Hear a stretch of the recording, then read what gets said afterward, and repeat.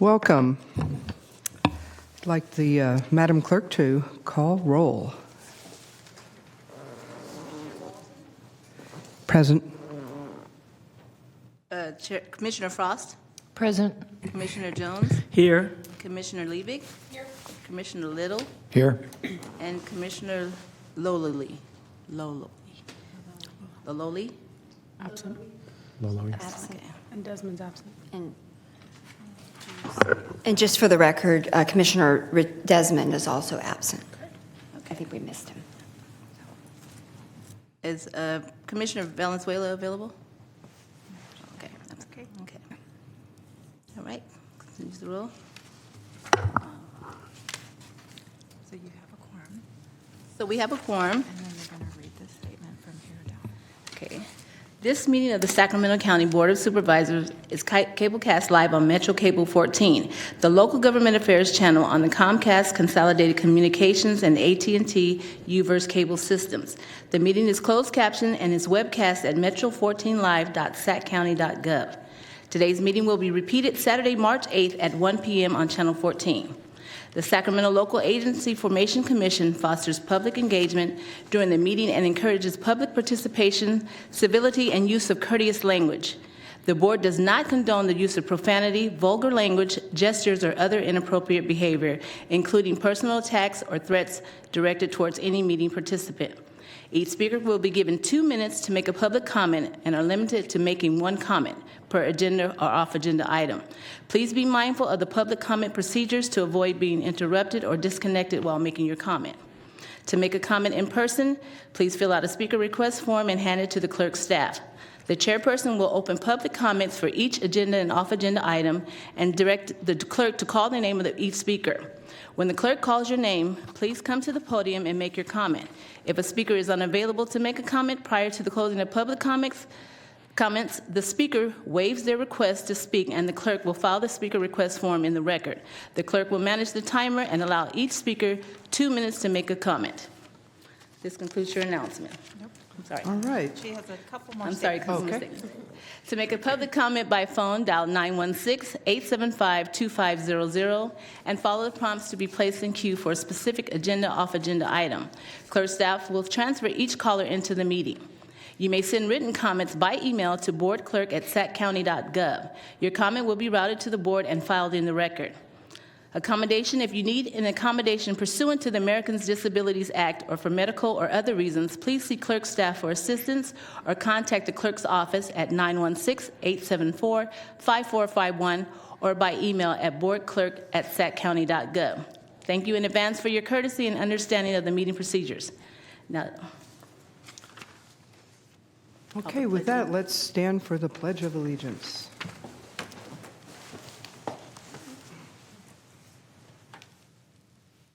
I Pledge allegiance to the flag of the United States of America and to the republic for which it stands, one nation, under God, indivisible, with liberty and justice for all. All right. Thank you, and welcome to LAFCo's April 5th meeting. Madam Clerk, we're moving on to the consent calendar. consent calendar? Madam Chair, first we're going to call for public comments relating to matters not on the posted Oh, agenda. okay, thank you. Thank you. Are there any public comments relating to matters not on the posted agenda? We do not have any comments. Okay, with that, we will move on to Section 4, consent calendar. Okay, item number 1 is to approve the meeting minutes for March 1st, 2023. So for your consent matters, you have items 1 through 4, and so you'll need to call for a motion and a second to approve the consent matters or ask your board members if they have questions or want to pull any items. Very well. Are there any questions before we make a motion? No, To ma'am. approve Make the it? motion to approve the consent as presented. Do we have a I'll second? Thank you. Okay. Chair Walton? Yes, Chair Walton? Yes. Commissioner Frost? Aye. Commissioner Jones? Aye. Commissioner Liebig? Aye. Commissioner Little? Aye. Okay. And your vote is unanimous with those members present. Very well. Section 5 is next. Public hearing items to consider. Okay. Public hearing to consider and approve the final budget for fiscal year 2023-24. Madam Chair and Commissioners, this item requests for you to consider and approve the proposed budget for fiscal year 2023-24. And after opening the public hearing, to approve LAFCo Resolution LAFC 2023-04, or 05, sorry, approving the final budget for fiscal year 23-24, which reflects the Commission's priorities for the fiscal year. And then after that, to direct staff to transmit the final budget in accordance with Government Code 56-381. As you know, the budget is adopted in a two-step process. At the last meeting, you considered the proposed budget and adopted the proposed budget, in which we're forecasting at about a 3% change in operational revenues and expenditures. The total budget for 23-24 will be $1,075,866, which is approximately $30,000 higher than what it currently is. It reflects changes in staffing costs, primarily. It's driven by that. But you're also going to be having some operational increases just as a result of things that happen. That's a technical term. Inflation, some contractual agreements such as the lease are increased automatically by a certain percentage. The employee expense, I just wanted to highlight once again for you and the audience, there is a reorganization of the agency in which LAFCo will be adding a second analyst to the office. We are contracting with the clerk of the board to provide clerk services during the meeting. The new analyst will assist your policy analyst and me with the drafting of proposals, as well as providing the MSR reports, which you've indicated is a priority, since several agencies need to have their municipal service reviews refreshed. In addition, there will be a little bit of money that will what we'll also use to contract with consultants to also help out with the MSR effort. Just as a friendly reminder, in your draft budget, we do have regular employee expense under employee expense, but because LAFCO contracts with the county for staff purposes, those funds will always appear as a professional services line item in the monthly reports that you receive as part of your packet. So it's here for purposes of clarity in terms of where the employee expenses go. But from an operational standpoint, it will always be under the operational costs under other professional services byline. It's up on the projection, but you also have it as part of your package on attachment A, Exhibit A. What the breakdown is on a government, on a general ledger line item basis. And as you can see, we've consolidated some of the expenses in order to just make a little bit more sense. After 2 years, I've got a better idea of where some expenses get taken out, especially for what are considered journal entries from county expenditures of where the expenses go. And so we're better aligning the allocations with where the money gets taken out of, so that it makes a little bit more sense from your monthly budget reports. That concludes my budget, and I'll be happy to answer any questions that you may have on this. All right, any questions from the commissioners? I'll move approval.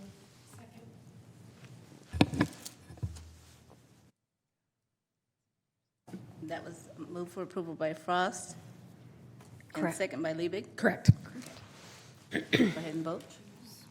So, yeah, okay. Um, Madam Oh, we Clerk? need to do, Yeah. Madam Why don't we just Clerk- do a roll call? On here? Oh. There you go. Thank you. Thank you. Your Oh, vote- perfect. Your vote is unanimous Okay. with those members present. Okay. Okay. And just a quick note, Madam Clerk, Madam Council, do we need to officially open and close the public hearing on this? We should. This, perhaps, just to make it clear. That would be good for the record, just to make sure that the public comments, there weren't any. Right. So, So let's we'll insert if there's any public comments, now's the time. There are no public comments at this time. All right, thank you very much. thank you, just for the record. Very good. All right, moving on to item 6.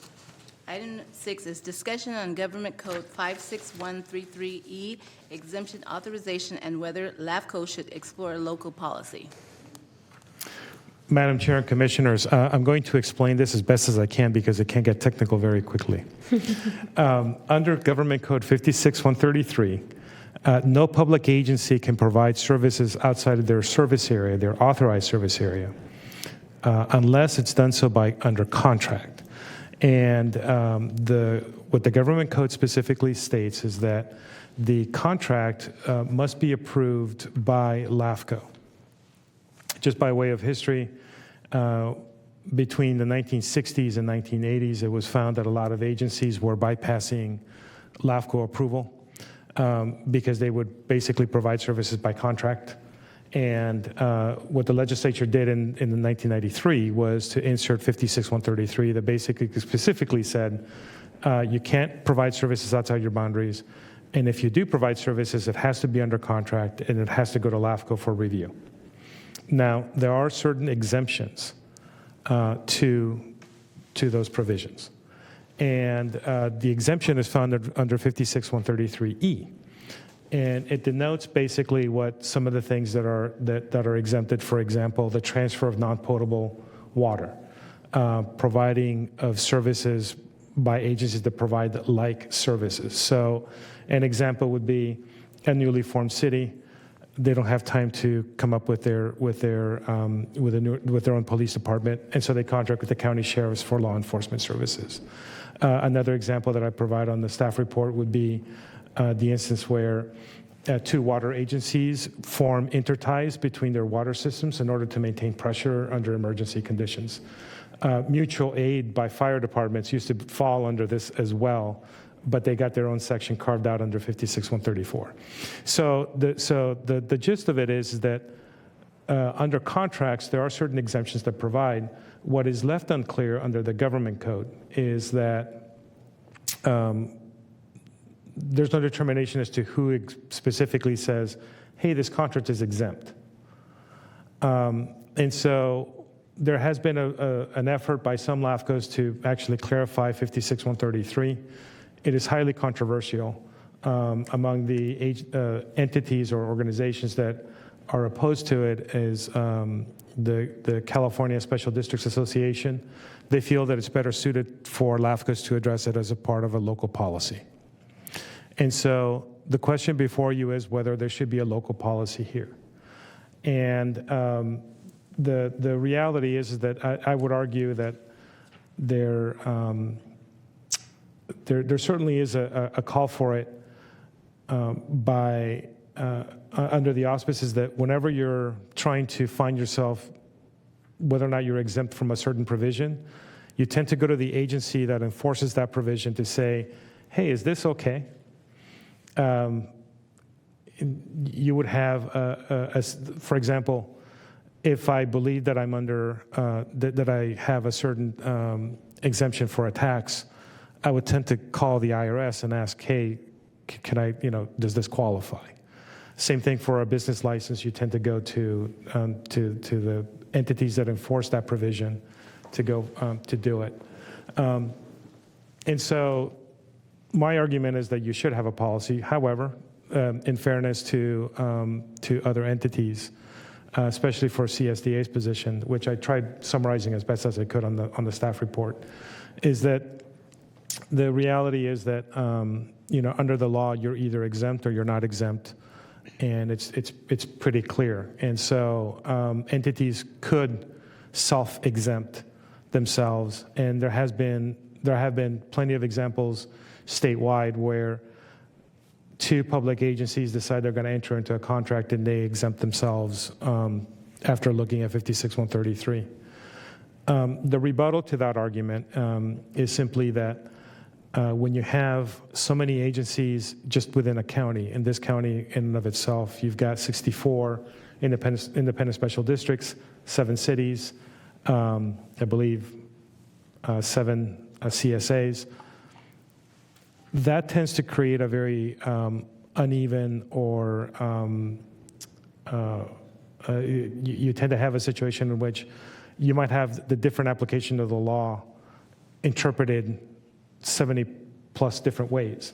And under that aspect, under that scenario, it's better to have one party that is a neutral arbiter decide whether or not an exemption actually applies. That way you have a uniform standard across all different situations that may arise. And the other aspect that I would argue that it would be called for is that the LAFCo really has no skin in the game as to whether or not a service is provided. It's whether or not it actually makes sense. And given that you are also in determining boundary changes, whether or not a particular system is taxed, I don't mean a literal tax, I'm just meaning the terms of provision of service being provided is at an extreme. You need to know how that service is being allocated and under what circumstances. If you have agencies self-exempt, you may not be aware that this water agency is providing service to this parcel or to this entity, or you may not be aware that this Park and Rec department is already at its limit within its services because you are not aware of those existence. So having LAFCo be a clearinghouse, having LAFCo be a neutral third party being a determinant as to whether or not a contract makes sense, certainly allows itself for you to be more aware of how services are being provided to the county, which then factors into other decisions that you may make on other proposals that may not be related to that service. So what LAFCo is, or what staff is requesting, is to authorize the staff to come up with a draft proposal to be brought back at a later date for you to consider. But it would be basically considered in 2 separate hearings. First one is for you to look at the language to see whether or not it reads how you would prefer seeing that it reads. And then it'd be circulated among all the public agencies in the county for the public input or for their comment. And then you would take in the input that you receive from these other entities and either amend the policy or decide not to adopt it. But certainly, at this point, you can decide that maybe this is not necessary, and this is where the discussion ends. So the matter before you really is to determine whether this is a direction that you'd like to go, or whether you think it needs to go, or you may not decide that it doesn't need to go down that path. But this would be the opportunity to start having that discussion. So that ends my report with the caveat, actually, or with the exception that the review of the 56133E exemption, the way that it was carried out in my other lives in other counties, was that it was an administrative effort. Basically, agencies would approach staff. Staff would make some kind of determination. If it's particularly controversial, it would be brought to the commission for them to decide. But if it was pretty ministerial, it'd be decided at the staff level with the commission then being informed at the next meeting that, by the way, these exemptions are granted. So it's not necessarily a more administrative or bureaucratic process, but it would, in a sense of all fairness and full disclosure, it would add an additional layer that agencies would have to go through. But with that, ends my report. Commissioner Frost. Hi, Jose. Thanks for taking my call this afternoon regarding this very agenda item. I did have, and my initial thought on this was why add one more layer of, administrative overlay, but then you explained that there are situations where people self-exempt or, districts or entities self-exempt and get themselves in trouble, and they could be liable for that. So this could be a good thing, and I appreciated your comment regarding, because I know there's a lot coming at LAFCo, and knowing what's going on out there is not a bad thing when we're making decisions.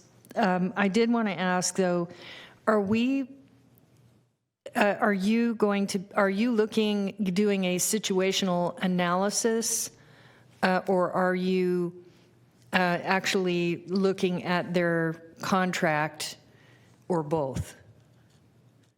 And if you're looking at their contract, you're looking, I just wanted to make sure I understood. Are you just looking reviewing it to see if they are exempt, or are you actually looking at the contract to see if there's an issue that you might have with the contract?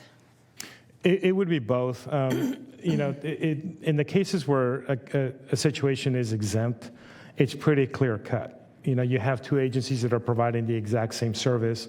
One is substituting, the other for X, Y, and Z services.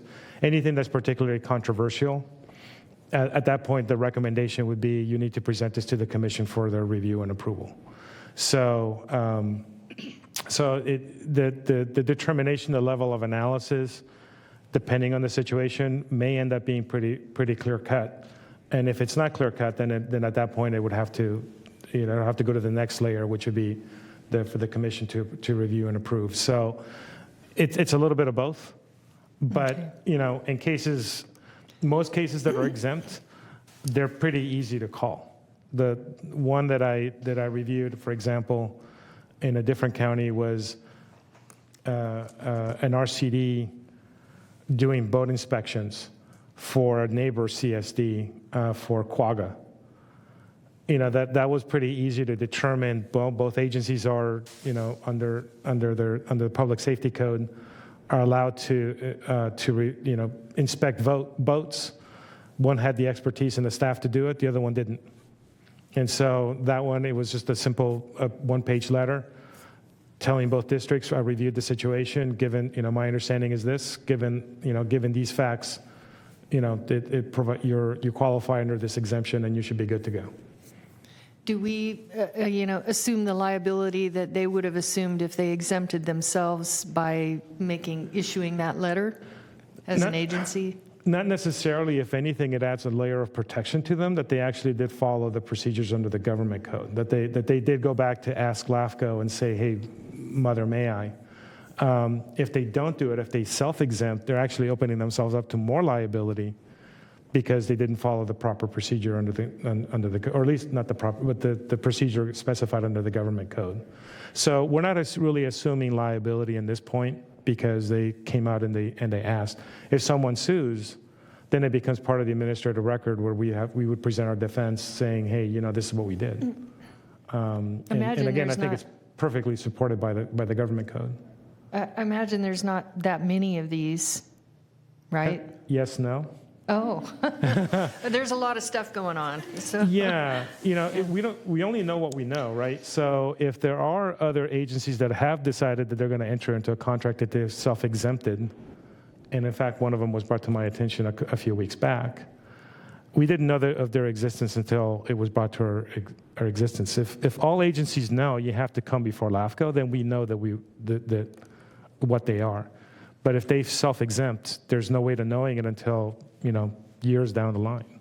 What about cross-jurisdictional, like our police department and the sheriff and Placer County? They all work collaboratively on bomb squad or on drug, Under or a mutual whatever. aid scenario? Mutual aid, yeah. Those are definitely clearly 56-133 exempt. There's no question about those kind of scenarios. Okay, but they would still have to, if we do this policy, they would then have to submit it anyway. Is that correct? Probably if they're entering into a new contract. Any existing contract is already out there, so.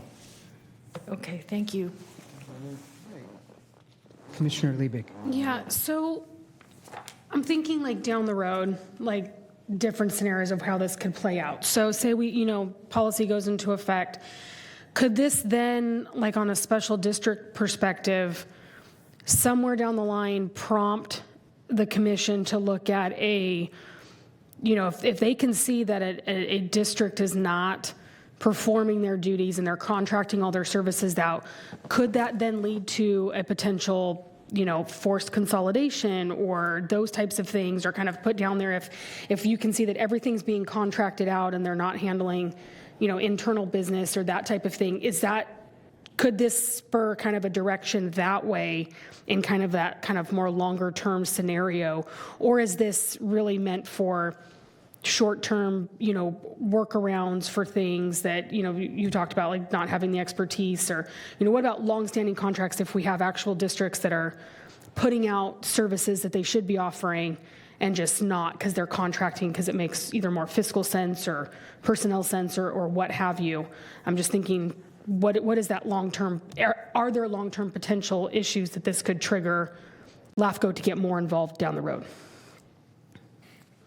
Those are interesting scenarios, but having an agency contract out all their services per se doesn't necessarily mean that there's a dysfunction or a need to reorganize. Okay. Special districts, by law, in essence, are supposed to be providing services under the most efficient, transparent, cost-effective manner that they should. Okay. And if contracting out their services and their staffing makes more sense, then the board of directors for that district has a fiduciary duty to do so. Okay. Now, if it ends up being that the district at some point later down the line is unable to contract out or they don't have sufficient services to live up to their contracts, then that would trigger the issue of whether there should be consolidation. But just the act of them outsourcing some services per se doesn't trigger anything in my eyes. Yeah, so this is then more really to keep LAFCo in the loop of what's going on and where inter-district or city, contracts are happening to make sure that we're aware of that versus finding out in an MSR down the road finding in an appeal of some sort of situation. It's just really keeping this commission abreast of what's going on contractually in between agencies and districts. That is certainly a component to it. The other component to it would be that you have the application of statute in a consistent and uniform fashion throughout the county. Okay. Having districts do it themselves could basically, you would have differing standards on whether they're exempt or not, whereas LAFCo could be basically the neutral third party that says, well, okay, this applies here, and you would use the same standard consistently as you look at all these different contracts. Okay. Thank you.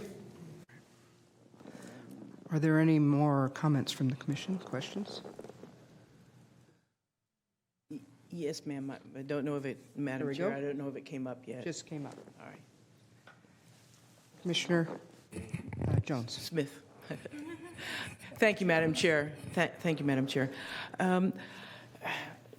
Commissioner Liebig brings up a good point. However, I think if there's an issue that's large enough and concerning enough, we should be able to capture that in the MSR review. That's when something really big will come through. I would very much like to see a staff report and we go through these steps because I think for future clarity, this will be very, very important. And it is important for this commission to put forth these types of policies before we need them. That's the key. Put them up before we need them. And I'm sure Mr. Henriquez can hand it out. I also have a handout here. In 2022, LAFCo issued a white paper on this very issue, and it gives some case studies that, if one doesn't have enough reading to do, one can look through this white paper and do a little bit more in-depth dive. And it is in support of the LAFCo being in control, not so much control as having that information, because something pops up over on the right hand and then something else pops up on the left hand. They could conflict. If we don't know about these issues, we're in Dutch because we got to come in and try to clean and assist with cleaning up the issue. So I would be very much in favor of having Jose and Desiree do some more work. I also support staff's recommendation. Okay, Commissioner Little. Yeah, I would agree that this makes a lot of sense given the number of entities in our county.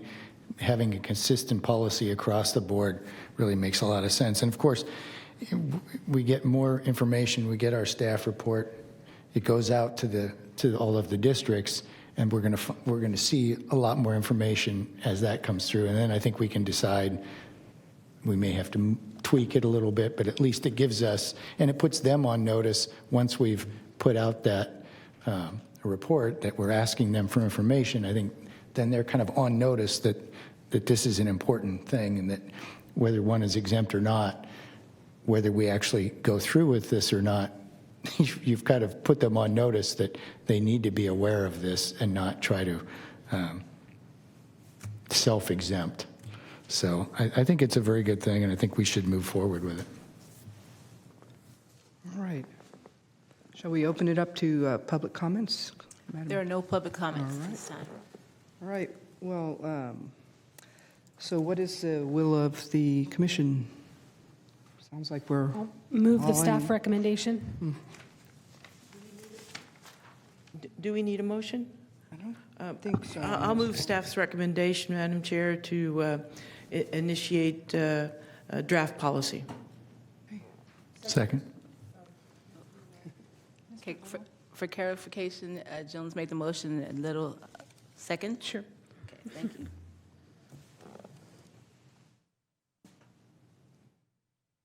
And the vote is unanimous by all members present. Okay. Number 7. 7, confirmation of nominees to the Special District Advisory Committee. Madam Chair and Commissioners, I'll just make a very brief introduction, and then Commissioner Liebig, who is the chair of the Special District Advisory Committee, can pick it up from there. You have a committee of independent special districts who serve to basically provide input to your special district representatives. And it's become a really good forum, both for the exchange of information, but also to provide input in terms of some of the things that LAFCo is doing. Right now, you have an opening for Office B, which is a 2-year term for this calendar year and next calendar year. And in addition, there were some vacancies in Office A, which would be for people to serve and complete the 2-year term that started last year. And so it was opened up to the special districts to nominate someone on their board to serve, and applications are submitted. Your special district representatives, both regular and alternate more, reviewed and are submitting these names for your consideration. Yeah, the Special District Advisory Committee was formed many years ago and has really provided a great forum for discussion, talking about issues, sharing, concerns they have among special districts, and really just serving as a collaborative forum for them to really bring together issues affecting, specifically districts, both large and small, across the county. We were very pleased with the number of applications that we received. It actually filled out our entire committee for both Office A, which is ending in December of 23, as well as Office B, which is ending in December of 24. We have a wide range of special districts, as you can see in the staff memo, ranging from Parks and Rec to Water to CSDs, as well as SMUD. And so very excited to work with these individuals in the coming year, gain their perspective, and really just, again, better inform both myself and Commissioner Jones on issues affecting special districts and how to represent those interests best here on this commission. And so our recommendation moving forward is to accept these nominees. They're all very qualified individuals representing their individual special districts, and would be great assets in an advisory capacity to both myself and Commissioner Jones as well as alternate Commissioner Moore and this body in general. Very good. Any questions from the commission? So with that, I'll move to accept the staff recommendation. And I'd be glad to second that motion. Okay, and should we do public comments per se? Okay. So, Madam Clerk, or is there? There are any- no public comments at Okay. this time. Great.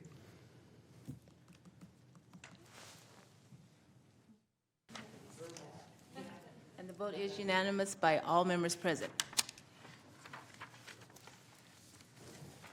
All right. Item 6, number 8. Number 8, creation of an ad hoc committee to study the need for a new municipal service report review policy, number 7.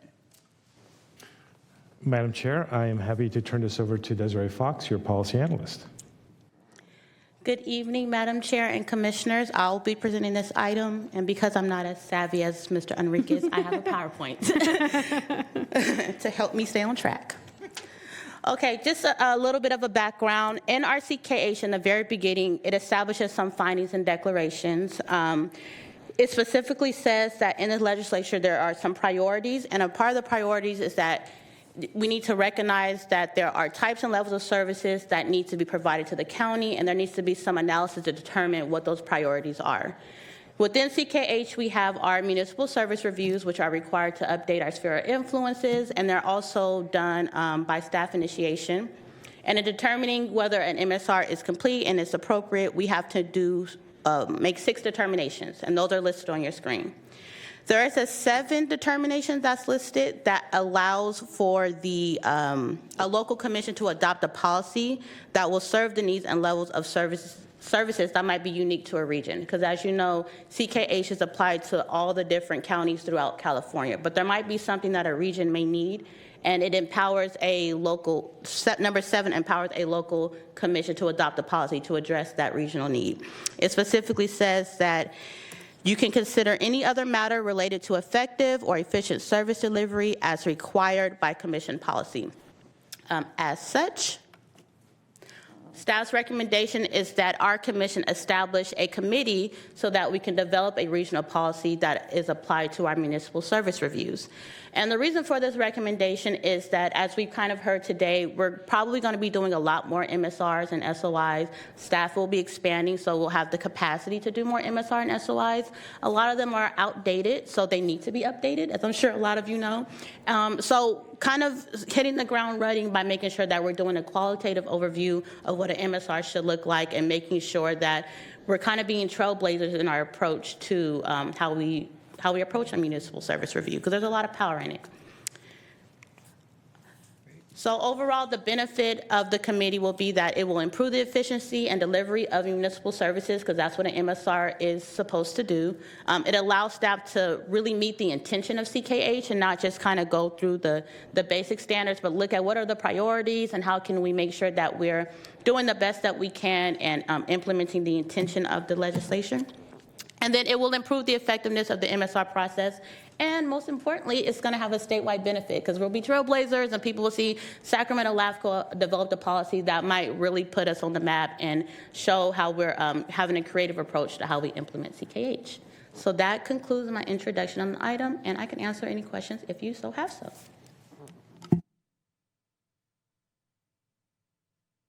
Madam Chair, I'd like to add that you were provided with copies of local policies from other LAFCos. There are more LAFCos that actually have a local policy on item number 7 that were provided. We just, what's in your staff report is a nice, healthy representation of what's available.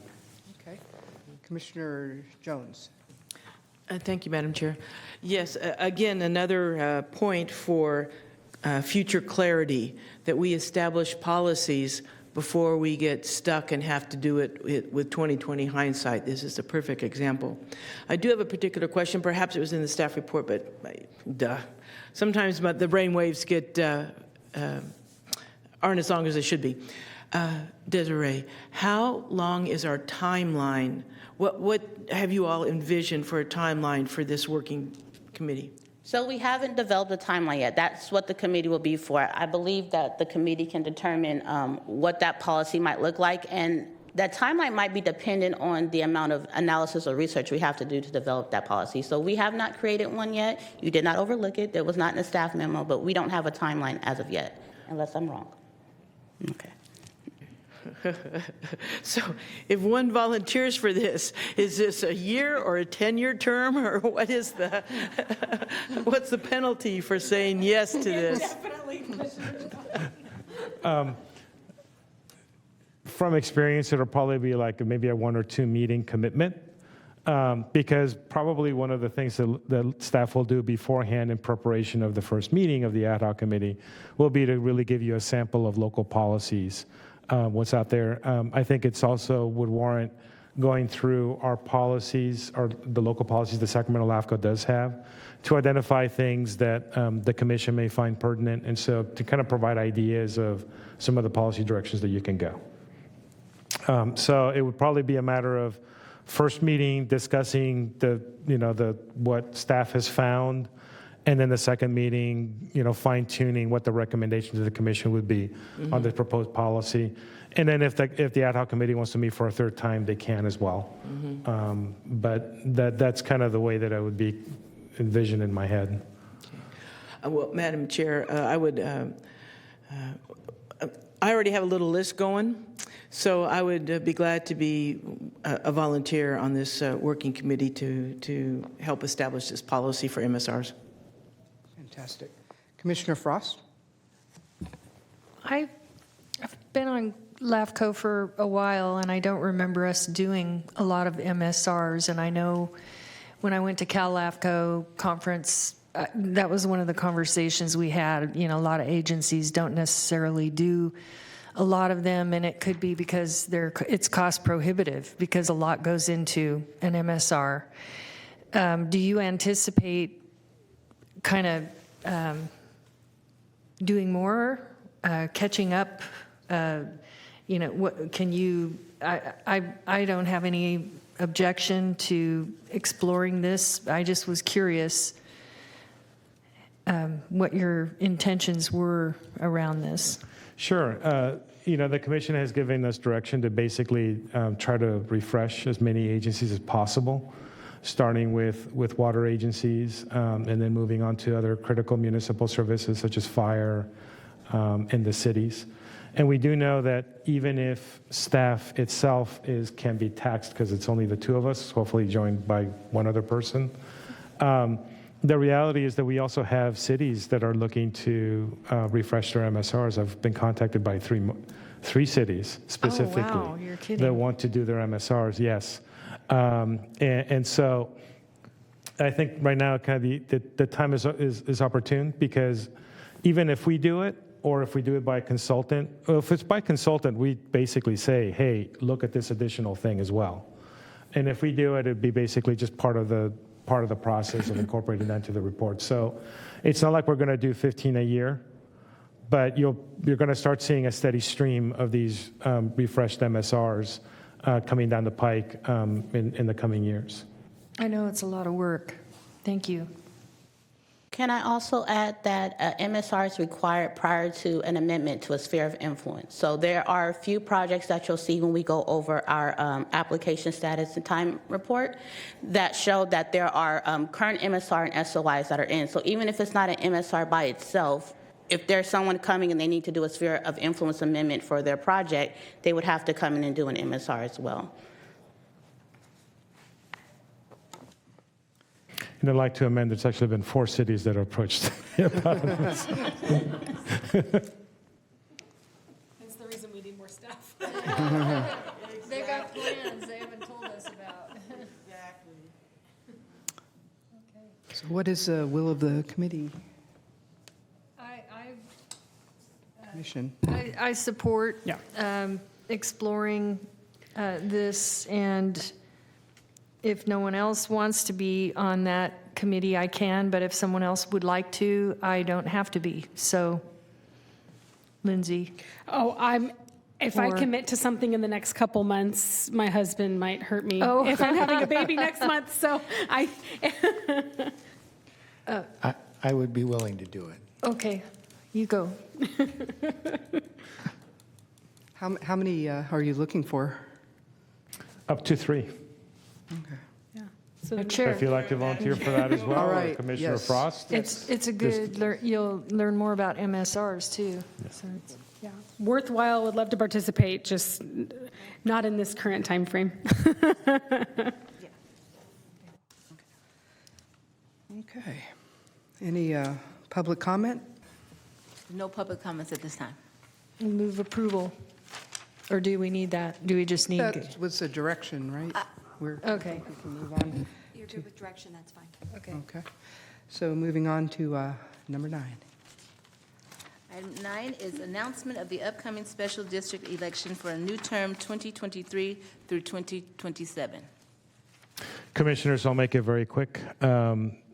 Basically, you have staggered terms for your independent special district representation on the commission, and in this case, Commissioner Liebig's term ends this calendar year. So staff will be making preparations to initiate the next election. Independent special districts elect their representatives from the boards of directors among themselves. And it's a 2-step process. First, it's a call for nominations. And then the second, it's an actual election. And it's basically, it's a majority of the districts that vote.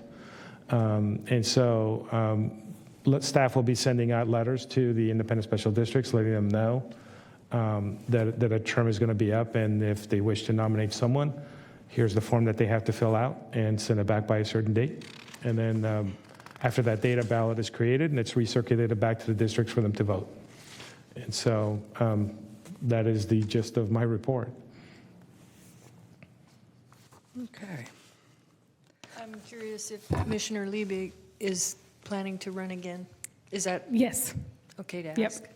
No, I currently still do serve on 2 special districts, so I will be submitting hopefully for a renewal. Good. All right. Do you need more direction or with this? All right. Item number 10. Number 10 is discussion of the LAFCo projects report.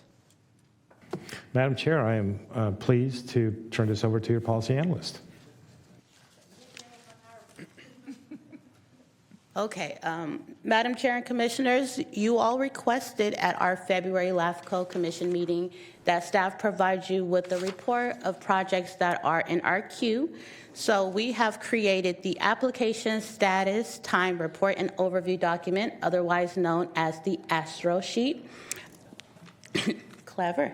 Right? It will be provided to you in your commission packet every month, but we won't be doing a presentation on it, and it won't be accompanied by a staff memo unless staff or the commission finds it necessary. So really quickly, just kind of going over the information provided, and if there's any suggestions you all have, if there's more information you all would like to be provided, just let us know. We have broken down projects based off of status and time. So for status, we have anticipated projects, and those are projects that have not been submitted to LAFCo yet. We haven't received any application material, but there are conversations happening with our executive officer. And then we have holder pending. So we've received partial application material, and we're just waiting on the applicant to provide the full set of material so that we can get it going. And then lastly, it's active. Those projects are already been submitted. They've been deemed complete, and we're going through the process per our policy and procedures. And in regards to time, we've broken those down into 3 categories. So we have projects that we have established are taking marginal time, meaning not too much correspondence. We are barely communicating with them because it might be an anticipated project. Then we have projects that are just taking the standard time based off of what a project will require based off of our policy and procedures. And then we have our time-consuming projects, which are requiring frequent correspondence with agency and districts, maybe a lot of meetings throughout the day or meetings outside of work hours, and tend to be taking a lot of focus from staff. There's a few projects that we have that are anticipated and time-consuming, and those would be the Del Paso Manor and Sac Suburban Water District reorg. And then we have our Airport South Industrial reorganization efforts that anticipated, have not received material from them yet, but there have been a lot of communication and coordination to help get the project ready for a LAFCo application submittal. Things I did not include in this document is the project number or a heavy description of what the project entails. So if you want that information, we can expand the sheet so that it has more information. But other than that, that concludes my introduction of the item. Any questions, comments? This is fantastic. I think this is great. This gives us a clear outlook on where things are going. I think it clearly aligns with the budget we just passed on why we need increased staffing, where things are at. So just knowing all the projects in queue and where things are at is fantastic. So thank you.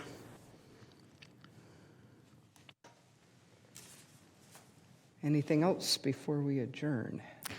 I would like to add that this report is for you. So if you find that it's lacking on certain things, or do you prefer that some things that we provide are not really necessary, it can be customized based upon your preference. So it is there, and really is just intended to provide you with the information that you were seeking. So please do not be shy about providing feedback to staff about whether the report serves your needs. All right, one more thing. Commissioner Jones. Thank you, Madam Chair. Yes, thank you, Executive Officer Enriquez. I appreciate this very much. This lets us know the status of what's going on. And I've already harassed staff on a couple issues to say, where in the pipeline is this stuff? Is it happening or not, or where are we in this timeline? So I very much appreciate this effort, and I will have no qualms about calling either of you if one of these things pop up and I have questions about it. So thank you very much. And I would like to provide props to your policy analyst. She's the one who came up with the name of Astro Sheet. So I really like it, being a sci-fi fan myself. So.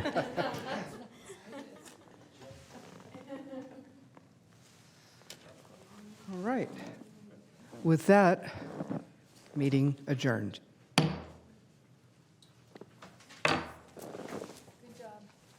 Thank you. Thank you, everyone.